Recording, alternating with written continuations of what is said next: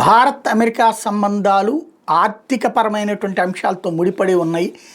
అందుకనినే 10 ఏళ్ల దాకా ఈ పరిస్థితి మారదంటూ అమర్నాథ్ వాసిరెడ్డి ఏదైతే మన విద్యా వ్యవస్థకు సంబంధించినటువంటి వ్యక్తి, అట్లాగే వివిధ అంశాల మీద సామాజికంగా రిపోర్ట్ చేసేటటువంటి స్లేట్ వ్యవస్థాపకుడు అమర్నాథ్ వాసిరెడ్డికి సంబంధించిన ఒక కథనం చూద్దాం. పిచ్చోడు కాదు, పక్కా వ్యాపారి.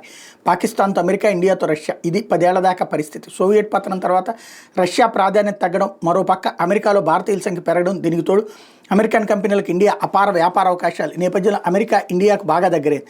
మొన్న జరిగిన ఎన్నికల్లో ట్రంప్ గెలవాలని ఎంతోమంది భారతీయులు కోరుకున్నారు.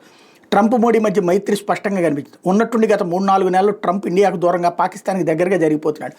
మన దేశాన్ని మృత ఆర్థిక వ్యవస్థను దారుణ వ్యాఖ్యలు చేశాడు. ఉన్నట్టుండి ఏమైంది? మన మీడియా ట్రంప్ను పిచ్చోడుగా, తెంగరోడుగా చిత్రీకరిస్తుంది. నిజమే, ట్రంప్లో కాస్త ఆవేశం ఎక్కువ, ఏదీ దాచుకోడు, టక్కుని చెప్పేస్తాడు. కానీ ట్రంప్ వ్యక్తి కాడు, దేశానికి అధ్యక్షుడు. ట్రంప్ కరడగట్టిన వ్యాపారి. వ్యాపారం అనేది అమెరికాలో బ్లడ్లో ఉంది. శ్వేతజాతీయుల నరనరాల్లో జాత్య అహంకారం. కానీ వ్యాపారం కోసం దాన్ని వారు కప్పి ఉచ్చుకున్నారు. ఎంతలా అంటే అబ్బే అది ఎప్పుడో జరిగింది, ఇప్పుడు వారిలో రేసిజం లేదు అని మన వాళ్ళు నమ్మేటంతగా. మీకు గుర్తుంది, ఆ మధ్య ట్రంప్ జెలెన్స్కీ దాదాపు కొట్టుకునే దాకా వెళ్ళారు. ట్రంప్ మొన్న రష్యాకి వెళ్ళాడు, ఇప్పుడు జెలెన్స్కీని పిలిపించుకున్నాడు. రష్యా ఉక్రెయిన్ యుద్ధం మాన్పించే ప్రయత్నం చేస్తున్నాడు. నోబెల్ బహుమతికి కాదు, అమెరికన్ ఆయుధాలు ఉక్రెయిన్కి అమ్మడానికి అన్ని ఏర్పాట్లు చేసుకుంటున్నాడు. అది అసలు పాయింట్. లేకపోతే వ్యాపారం, ఆయుధాల వ్యాపారం, లాభాలు తెచ్చిపెట్టే ఏ వ్యాపారం అయినా ఓకే.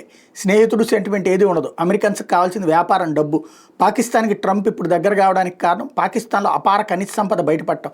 అరుదైన ఖనిజాలు విలువ 1000 కోట్లు. ఇండియాను విమర్శించడం ద్వారా పాకిస్తాన్కి దగ్గరే వాళ్ళ ఖనిజ సంపదను కొట్టేస్తాడు. ఇది ఖాయం. అసలే ఆ దేశంలో ప్రజాస్వామ్యం లేదు. మిలిటరీ చేతిలో తొత్తు ప్రభుత్వం, వాళ్ళ మిలిటరీ నాయకుడు వీరి చేతిలో కీలుబొమ్మ. ఇక ఏం జరగబోతోంది? పాకిస్తాన్ ఇప్పుడు దివాళా దేశం, కానీ రానున్న కొన్నేళ్లలో పరిస్థితి మారుతుంది. తన ప్రయోజనాల కోసం అమెరికా పాకిస్తాన్లో టెర్రరిస్ట్ గ్రూప్స్ను అదుపులో పెడుతుంది.